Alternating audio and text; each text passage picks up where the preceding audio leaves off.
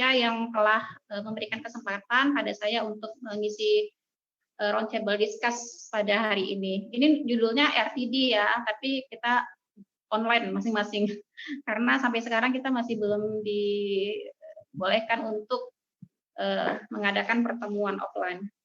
Baik, hari ini kita berbicara tentang tiotropium dan rekomendasi goal untuk penggunaannya pada praktek klinis. Ya, jadi ini disclaimer bahwa apa yang kita sampaikan pada hari ini itu bukan merupakan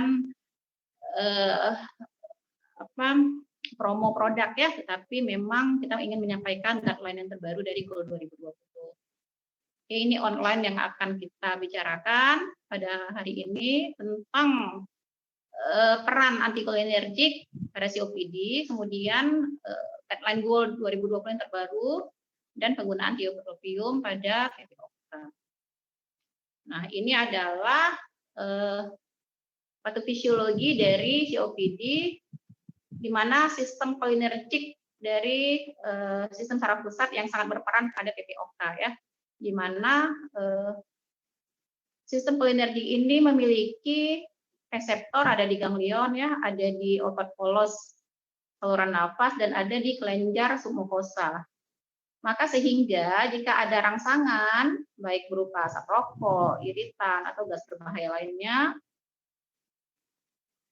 yang masuk ke saluran nafas, maka akan terjadi kontriksi dari otot polos saluran nafas ya. Kemudian dan akan terjadi hipersekresi mukus dari kelenjar submukosa. Ini akibat dari aktivasi sistem kolinergik. Nah, maka obat-obat yang menghambat atau memblok sistem kolinergik ini sangat penting untuk tata laksana PPOK.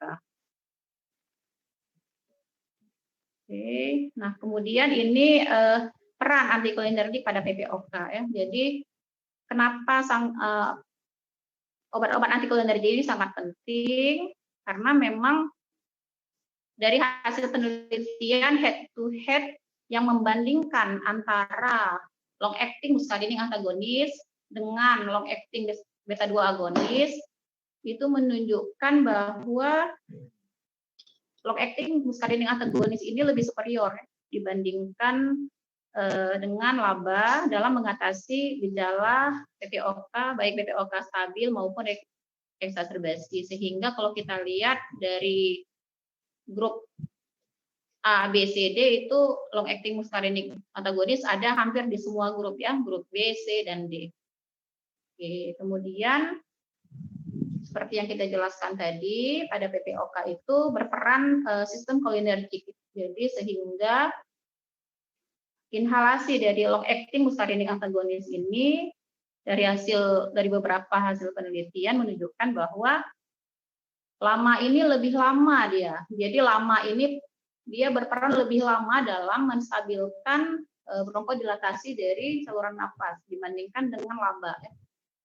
Jadi memang LABA ini kerjanya lebih cepat dalam bronkodilatasi, tetapi lama ini bekerja lebih lama dalam menstabilkan, ya, hingga dianggap lebih poten dalam efek bronkodilator. Nah kemudian seperti kita tahu antikolinergik ini dia reseptornya itu ada di saluran nafas, di otot polos saluran nafas. Jadi terutama yang reseptor M3. Ya, jadi ini sangat berperan dalam bronkodilatasi melalui aktivasi sistem kolinergik.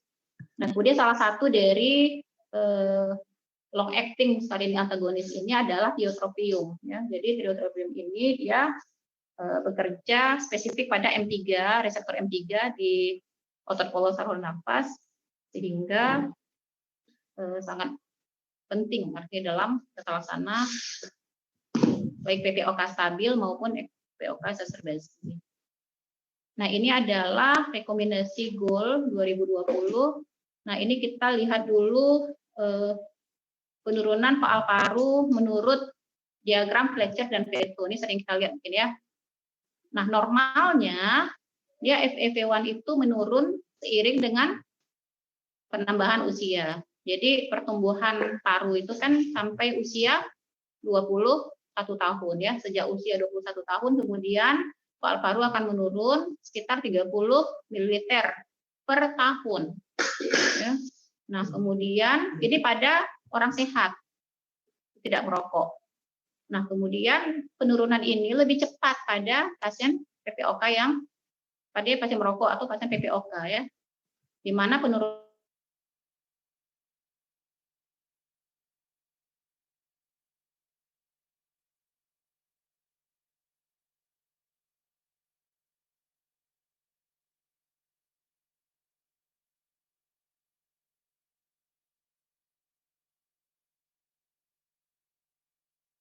Maaf tadi putus, sudah kedengeran? Halo? Sudah dokter, sudah kedengeran. Maaf, Cuman tadi slide-nya nggak jalan dokter. Loh, slide-nya jalan nih? Jalan nggak? Di sini nggak muncul dokter, hanya judul aja. Oh, dari tadi nggak muncul slide? Slide-nya hanya slide yang judulnya aja dokter. Dokter Tarmizi juga sama sih. Kalau di dokter Irma ini suaranya putus-putus juga itu dokter. Mungkin jaringannya.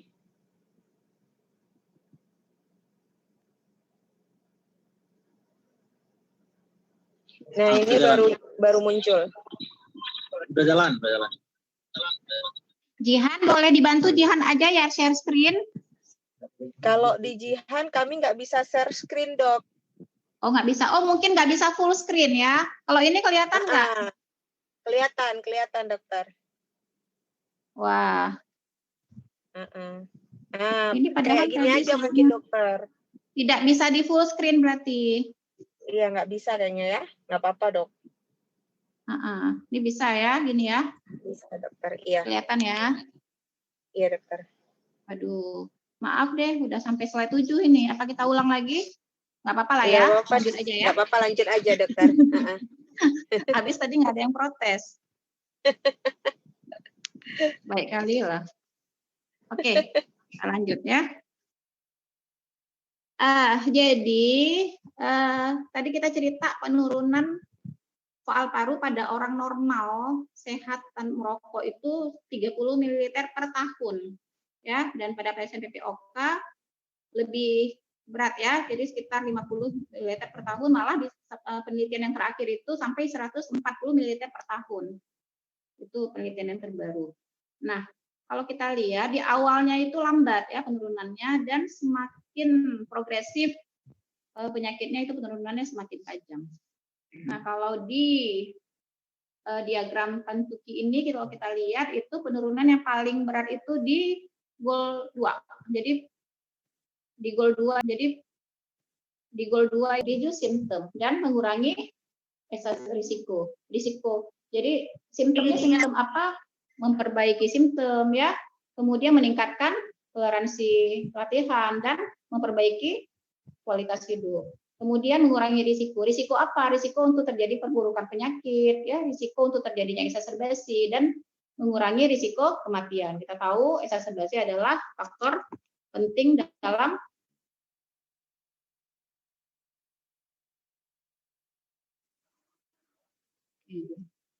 kemudian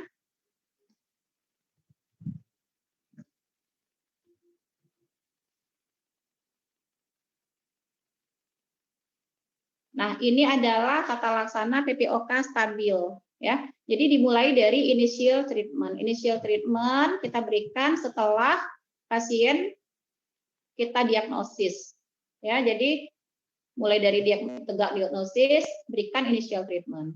Kemudian manajemen cycle. Manajemen cycle ini mengadopsi dari Gina ya, dari Gina duluan memakai manajemen cycle ini.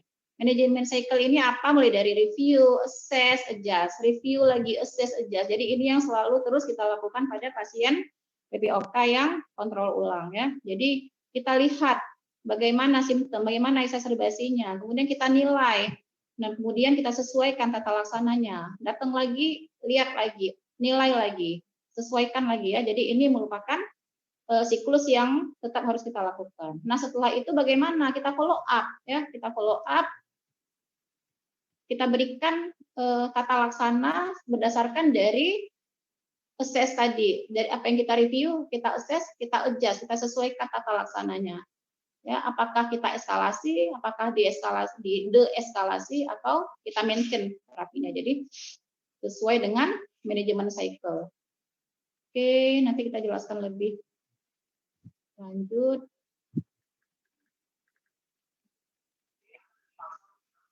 Nah, ini tentunya semuanya udah tahu ya. Setelah kita tegakkan diagnosis PPOK, kemudian kita berikan tata laksana sesuai dengan grup. Kita tentukan dulu grup A, B, C, dan D. Grup A ini yaitu gejalanya ringan, risikonya rendah. Grup B ini gejalanya berat, risikonya rendah. Grup C ini gejalanya rendah, risikonya tinggi. Dan grup D ini gejalanya berat, risikonya juga tinggi. Ya, jadi dilihat dari kalau gejala ditentukan dari MRC dan CAT, kemudian untuk risiko dilihat dari jumlah eksaserbasi. Satu kali saja eksaserbasi tanpa hospitalize maka dianggap risiko rendah. Nah, satu kali saja eksaserbasi hospitalize itu dianggap risikonya tinggi. Ya. Nah, untuk grup A yang gejalanya ringan, risikonya rendah, kita memilih bronkodilator. Bronkodilator yang mana? Yang short acting, ya, baik short acting beta 2 agonis maupun short acting muscarinic antagonis. Nah, kemudian untuk grup B itu tidak ada tempatnya lagi kita menggunakan short acting, tetapi harus memakai long acting, ya, yang rutin setiap hari, baik long acting muscarinic antagonis atau long acting beta 2 agonis. Nah, grup C pilihannya cuma satu, long acting muscarinic antagonis. Untuk grup D, ini pilihannya ada 3. Yang pertama, long acting muscarinic antagonis atau kombinasi laba plus lama, ya, long acting muscarinic antagonis tambah long acting beta 2 agonis. Kapan kita pakai kombinasi lama plus laba? Jika pasiennya sangat simptomatis, ya, CAT-nya lebih dari 20. Ya, kalau kita lihat tadi grup D ini kan CAT-nya lebih dari 10 ya. Tapi kalau CAT-nya ternyata lebih dari 20, ada tempatnya kita memberikan lama plus laba. Nah, kapan kita pakai ICS laba? Kita pakai ICS laba jika eosinofilnya lebih dari 300. Ya. Jadi harus kita lakukan pemeriksaan darah rutin dulu sebelum kita memberikan ICS laba. Ya.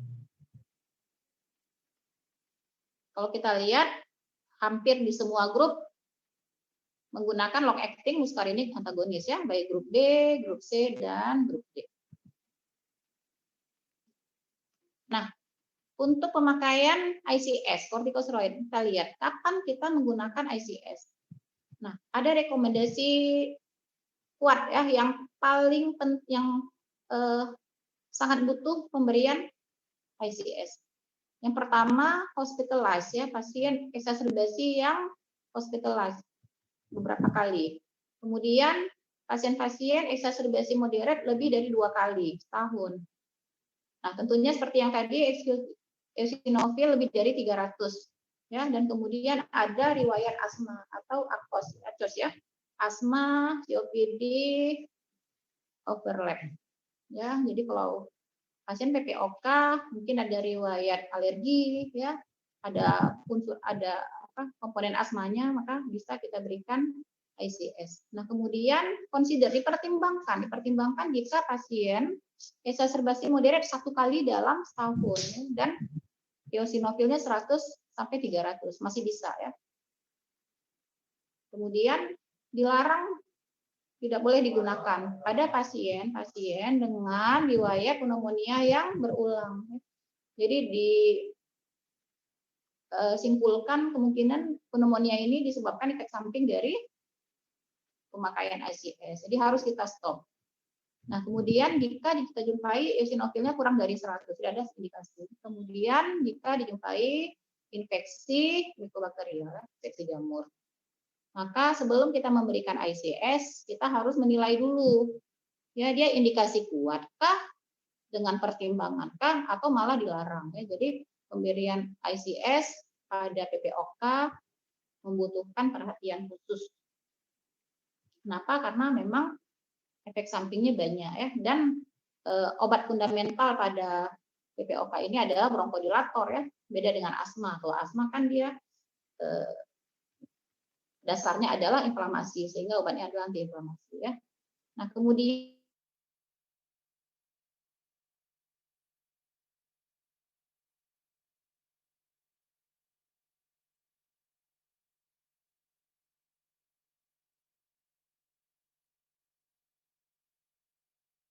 maaf putus lagi, udah kedengeran? Oke, dokter. kayaknya beberapa menit keluar sendiri nih di handphone. Oke, nggak apa-apa. Nah, ini manajemen cycle yang tadi saya jelaskan. Jadi setiap pasien setelah diberikan initial treatment, kita lakukan manajemen cycle. Kita review, ya, kita lihat bagaimana simptomnya. Sesaknya berkurang nggak? Exacerbasinya berkurang nggak? Ya. Nah, kemudian kita assess, kita nilai bagaimana teknik penggunaan inhalernya. Benar nggak cara penggunaan device-nya? Ya, jangan-jangan salah. Jangan-jangan obatnya nggak benar dia pakainya, sehingga obatnya nggak masuk. Nah, kemudian kita lihat tata laksana non farmakologi ya. Apakah pasien butuh rehab baru ya, misalnya chest exercise atau chest physiotherapy, sleep breathing dan lain-lain ya. Kemudian kita adjust, kita sesuaikan apakah dieskalasi, apakah di maintain obatnya atau malah dieskalasi, diturunkan. Atau jika perlu diganti device-nya, misalnya dia nggak sesuai dengan obat yang ini, nggak enak pakainya. Ya, kalau pakai obat ini batuk-batuk terus dok, misalnya, ya kita ganti obatnya dengan yang lain ya.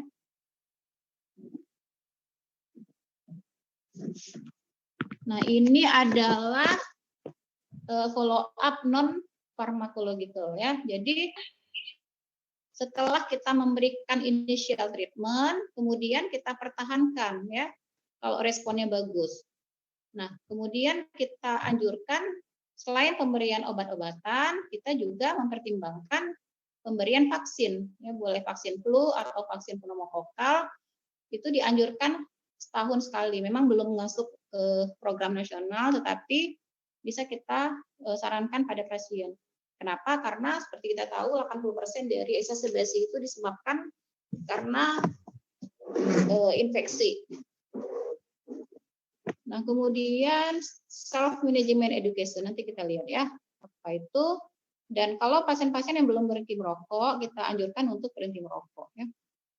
Nah, kemudian selain tadi obat-obatan, vaksin, juga kita harus melihat apakah pasiennya butuh program pelatihan yang khusus ya. Apa yang boleh dia lakukan dengan kondisi dia ya. Apakah dia bisa salat ke masjid, apakah dia bisa olahraga setiap pagi, jenis olahraga apa yang bisa dia lakukan ya. Jadi kita harus memberikan edukasi latihan-latihan fisik seperti apa yang sesuai dengan kondisi dia saat itu. Jangan sampai memperparah gejalanya, tetapi juga jangan sampai dia tidak melakukan apa-apa di rumah, tidur saja ya. Jadi malah itu bisa meningkatkan risiko terjadinya infeksi. Nah, kita lihat juga tidur ya, tidurnya harus berkualitas ya, dia harus tidur dengan cukup. Dan dietnya juga ya, jadi dia tidak boleh kurang gizi ya. Seperti kita tahu pada pasien-pasien PPOK kan baiknya rendah kalori, tinggi protein ya.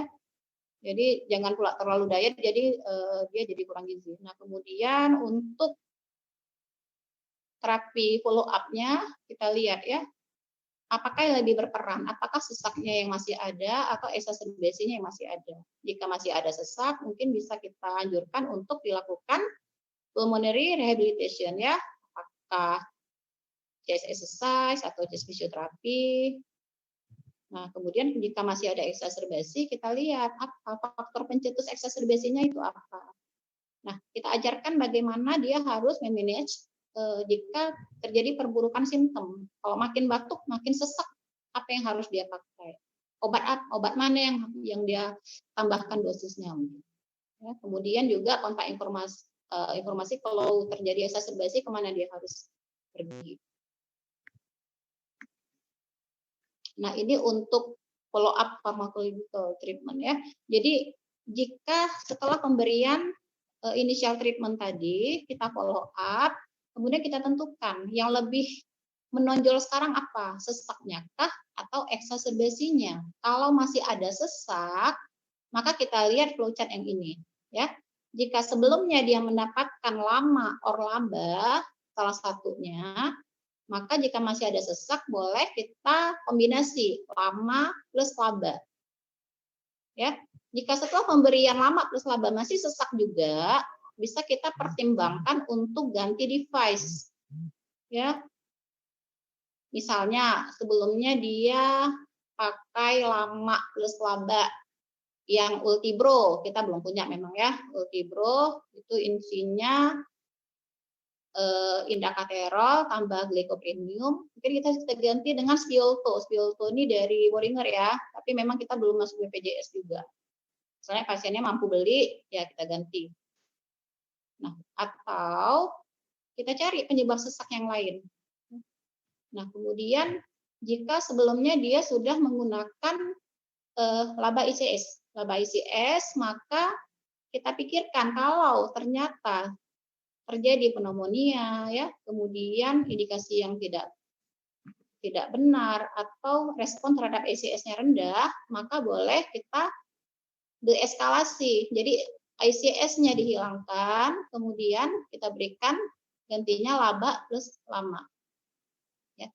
Nah, jika dalam pemakaian laba ICS ini sesaknya masih ada, boleh kita menggunakan triple terapi. Triple terapi lama plus laba plus ICS ya. Jadi laba ICS-nya tetap ditambah dengan lama. Nah, jika dalam pemakaian triple terapi ini kembali terdapat yang tadi ada pneumonia, indikasi yang tidak benar, nggak sesuai, misalnya tadi ternyata eosinofilnya kurang dari 100 ya, atau tidak responnya rendah terhadap ICS, maka boleh di deeskalasi ya. Jadi kita hilangkan ICS-nya, kembali lama plus laba ya. Jadi ini algoritma yang dilakukan jika masih terdapat sesak nafas. Nah, kalau exacerbasi yang menonjol, sesaknya sih udah kurang dok, tapi kok masih sekali-sekali ada sesak berat gitu yang harus ke rumah sakit misalnya ya. Kalau masih exacerbasi atau sesaknya juga masih, exacerbasinya juga masih, kita pilih yang ini. Ya. Nah, kalau sebelumnya dia sudah menggunakan lama or laba, salah satunya, maka bisa kita combine lama plus laba. Oke. Nah, kemudian jika ternyata eosinofilnya kurang dari 100, ya, bisa kita add on, tambahkan roflumilast ya, atau berikan azitromisin low dose jangka panjang ya. Ini bisa sampai 3 sampai 6 bulan.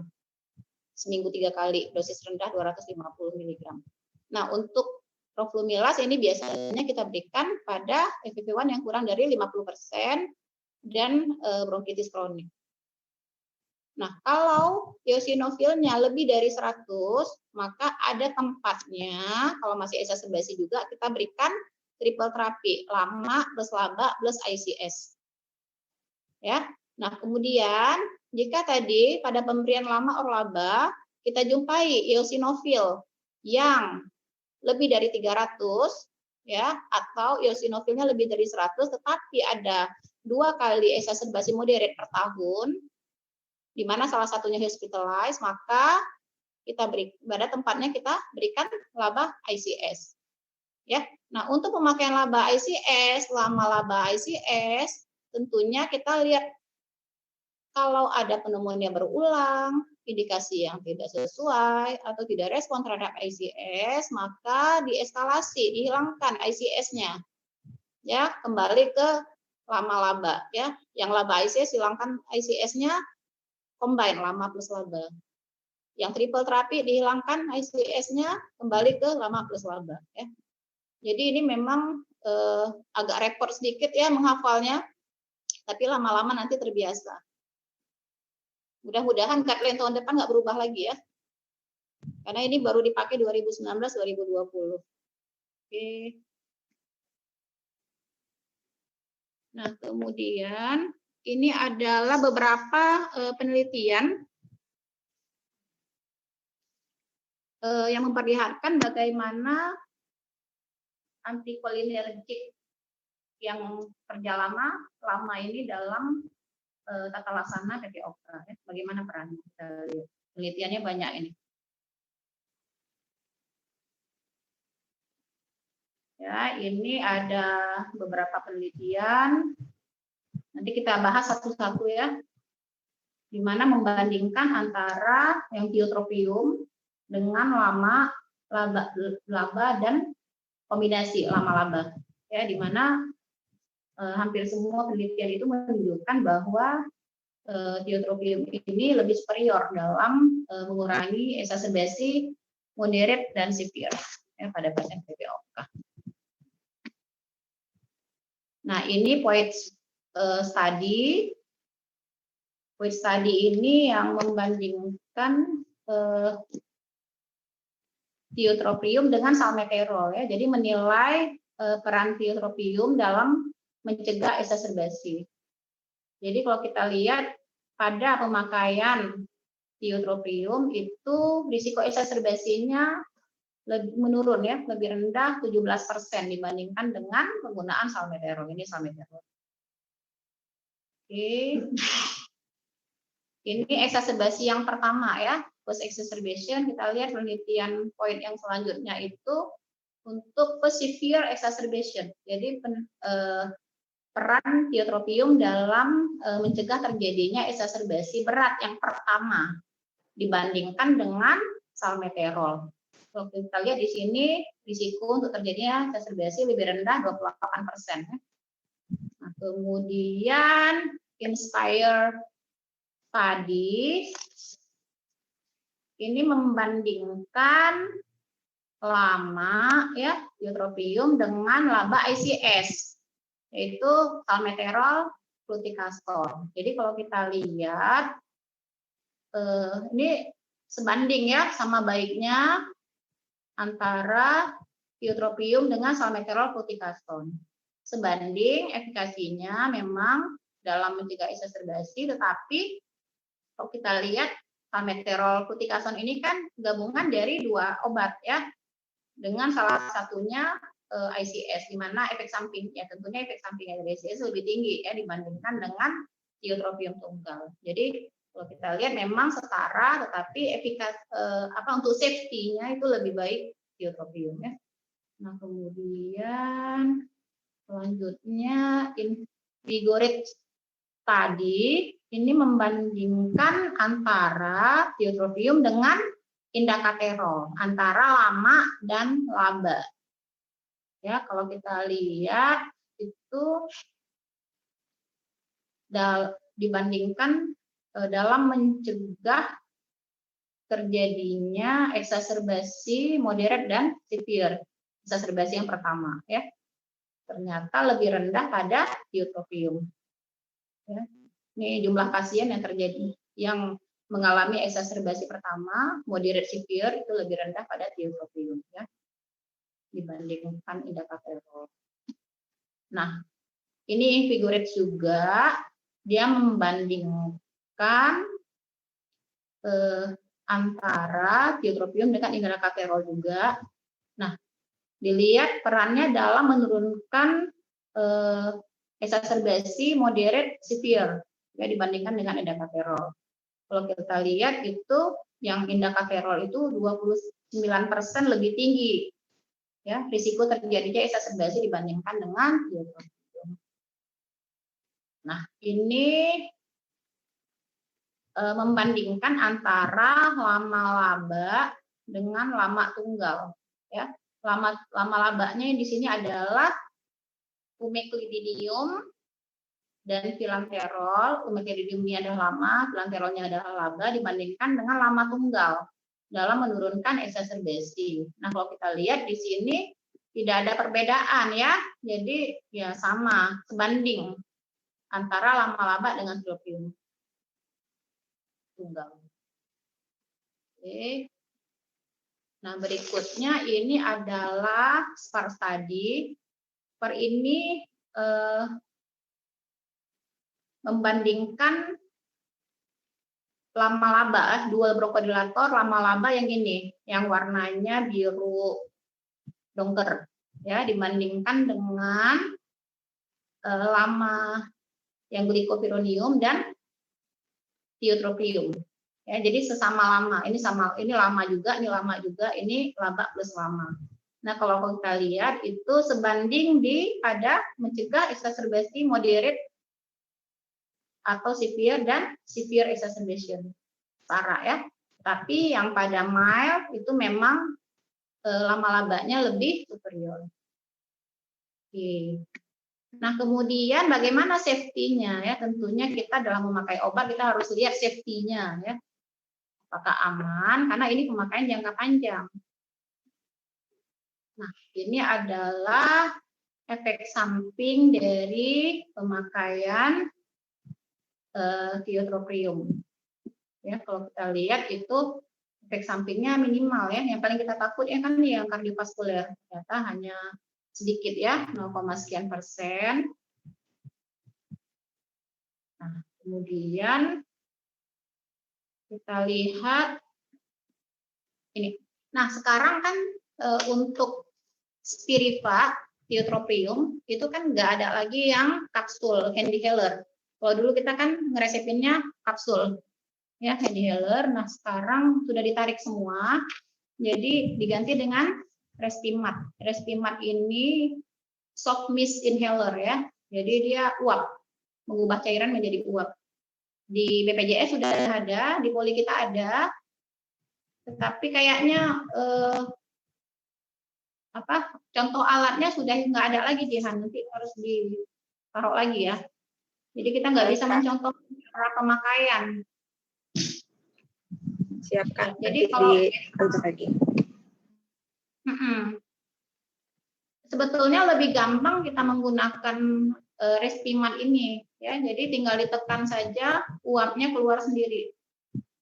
Tuh. Jadi untuk pasien juga tidak dibutuhkan inhalasi maksimal seperti kita memakai device yang lain ya, Symbicort atau Seretar, kita kan harus hirup kuat ya. Gitu ya. Tetapi kalau dengan Respimat dia cukup nafas biasa saja ya, tarik nafas biasa. Ya, dengan kapasitas inspirasi yang minimal jadi obatnya bisa masuk gitu. Oke. Nah, ternyata dari penelitian ini kita lihat sama saja ya safety-nya antara pemakai Respimat dengan yang handyhaler. Ini sebetulnya kenapa diganti ya Jihan ya? Apa banyak keluhan dulu pada saat pemakaian kapsul? Iya betul Kak, memang kendalanya waktu itu kan ada banyak keluhan juga. Nah jadi si Boehringer ini dia ingin memberikan kenyamanan bagi pasien, jadi sehingga inhalability-nya juga dapat di pasiennya gitu Kak. Makanya dikasihlah dibuatlah teknologi baru soft mist inhaler ini, diluncurkanlah Spiriva Respimat dengan harapan memudahkan pasien dalam menghirup menginhalasi obat seperti itu Kak. Iya, karena memang pasien-pasien PPOK ini kan rata-rata udah tua ya. Jadi kalau kita memaksa nih harus hirup kuat terus tahan 10 hitungan terus napas kembali agak sulit ya. Dengan itu dengan sesaknya saja dia sudah susah gitu. Tapi pemakaian Respimat ini memang sangat memudahkan pasien untuk menggunakan. Oke, kita sudah tiba di kesimpulan bahwa long acting muscarinic antagonis ini adalah treatment fundamental ya, terapi pilihan pada PPOK karena memang aktivitas kolinergik tadi untuk pada bronkokonstriksi pasien-pasien PPOK. Nah, kemudian pada goal 2020 kalau kita lihat long acting muscarinic antagonis ini memang ada di semua grup ya. Malah kalau grup A itu kan bronchodilator saja. Bronchodilator kan boleh yang beta 2 agonis atau muscarinic antagonis. Ya memang disarankan yang short acting, tetapi tidak ada salahnya juga kalau diberikan long acting pada grup A. Jadi memang bisa kita katakan lama ini ada di semua grup ya, karena efek yang efektif tadi. Nah, kemudian tiotropium ini ya salah satu dari long acting muscarinic antagonis dia telah terbukti bisa memperbaiki fungsi paru, ya, kualitas hidup, dan mengurangi terjadinya exacerbasi. Ya. Walaupun memang secara signifikan tidak mengurangi terjadinya penurunan FEV1, ya. Kalau FEV1-nya kan memang terus menurun. Nah, kemudian tiotropium ini efeknya dalam mengurangi exacerbasi itu lebih superior dibandingkan dengan laba, ya, di mana pada penelitian tadi disebutkan dibandingkan dengan salmeterol dan indacaterol, ya, dalam mencegah exacerbasi. Kemudian jika dibandingkan dengan kombinasi lama-laba, dia memang sebanding, ya. Lama-laba yang tadi dipakai adalah indacaterol, glycopyrronium, dan umeclidinium piranterol. Ini obat apa? Ini dari pabrik mana ya, Jihan, ya? Nggak ada kita, ya. Kita cuma punya ini. Kita punya ini, Ultibro, sedang kita perjuangkan untuk masuk di BPJS. Kalau Spilto kapan masuknya, ya? Dalam proses, Kak, masih negosiasi. Ya, kita senang lagi nanti kalau masuk Spilto, ya. Spilto itu adalah laudanterol tambah tiotropium, ya. Jadi lama-laba dalam satu device. Jadi semakin banyak pilihan-pilihan, banyak pilihan-pilihan untuk pasien-pasien PPOK, ya. Terus yang paling penting ini tiotropium aman digunakan. Oke, demikian saja, Jihan. Terima kasih. Maaf, banyak kekurangan. Udah mantap ini, Dokter. Jaringannya memang iya. Terima kasih kepada Dr. Nur Rahma sudah menyampaikan beberapa materi yang terkait mengenai produk Spiriva Respimat kita, di mana Spiriva Respimat ini alhamdulillahnya didukung dengan Gold 2020, ya. Jadi seperti yang Dr. Nur Rahma sampaikan, benar sekali kita masuk Spiriva Respimat ini masuk ke semua lini. Jadi dan juga tercover oleh PRB maupun kronis. Nah, kalau kemarin sempat sempat ada masalah di pengklaiman di BPJS. Nah, sekarang sudah nggak ada kendala lagi. Sudah kalau diresepkan kronis pun kan artinya tidak ada terkait dengan paket inasi biji. Jadi murni benar-benar ditanggung sama BPJS. Harapan besar kita untuk pasien-pasien PPOK yang mungkin ada kendala dengan terapi sebelumnya bisa menggunakan Spiriva Respimat ini yang benar-benar sangat membantu pasien dalam inhalasi obat sehingga dapat mampu menurunkan eksaserbasi dan memperbaiki kualitas hidup pasien. Nah, mungkin itu saja message yang ingin Jihan sampaikan. Kak, mana tahu ada yang mau bertanya. Kalau untuk masalah ilmunya mungkin Dr. Nur Rahma paling ahli, ya kan? Kalau untuk produk mungkin bisa langsung ditanyakan ke Jihan. Jihan punya ini, Jihan punya videonya enggak? Sepertinya ini semua PPDS masih belum semua bisa untuk mengajarkan untuk penggunaan. Kalau untuk videonya sih memang ada di Jihan, ya kan dokter, cuman di slide Jihan nggak diizinkan nge-share slide di sini karena kan kita melalui VIPA. Jadi paling nanti melalui Dokter Devi aja Jihan share untuk videonya, jadi bisa dikirimkan ke grup PPDS mungkin ya dokter ya. Kalau ini sekarang kan stoknya ada kan di BPJS kan? Kalau untuk di apotik kita sudah ready dokter, untuk Spiriva Respimatnya sudah ready, jadi tidak ada kendala lagi kalau misal nanti diresepkan. Sudah ada di apotik rumah sakit. Iya. Oke. Jadi yang kapsul memang sudah ditarik semua ya? Udah nggak ada lagi ya? Iya, sudah ditarik semua. Nanti pun ke depannya mungkin kayak obat-obat yang kita masih menggunakan inhalasi maksimal itu nanti akan diganti kemasannya. Tapi mungkin 2 tahun lagi gitu dokter baru bisa. Apanya diganti? Kemasannya, device-nya itu jadi diganti kayak Respimat juga. Gitu. Semua? Kayak Combifen-nya. Iya, rencananya sih seperti itu. Oh ya, yang turbo healer juga, seret diskus juga gitu. Iya, enggak, maksudnya untuk produk Boehringer aja. Oh yang kayak Berotech gitu misalnya. Iya, betul sekali dokter. Jadi kalau kayak Bero- Berotech itu kan agak susah ya kan dokter, masih harus inhalasi maksimal. Nah, kita ada memang wacana ke depan untuk menggantinya dengan Spiriva Respimat juga, seperti itu dokter. Oh ya. Berodual, kalau Berodual gimana? Sama dokter, semua itu nanti diganti. Enggak, Berodual kapan masuknya ke ini BPJS? Kalau Berodual alhamdulillah sudah masuk dokter. Nah, jadi kalau misal ada kendala, ini sekarang kan pandemi ya dokter ya, jadi mungkin takut nanti ada airborne ya kan dok. Nah, mungkin yang selama ini kadang pakai oral gitu ya dokter ya, untuk asma sesaknya dok ya. Mungkin iya, bisa jadi kalau Berodual dengan... ini kan, ya Berodual ini kan isinya lama Saba plus sama, jadi sama kayak Combifen gitu, sama kayak Combifen Nebul, kan? Ya kan selama ini kan untuk masa pandemi ini kita menghindari nebul nih. Jadi pada pasien-pasien dengan eksaserbasi berat, ya sedang berat bisa langsung kita berikan Berodual dengan MDI mungkin kan? Dengan spacer. Iya, dengan spacer.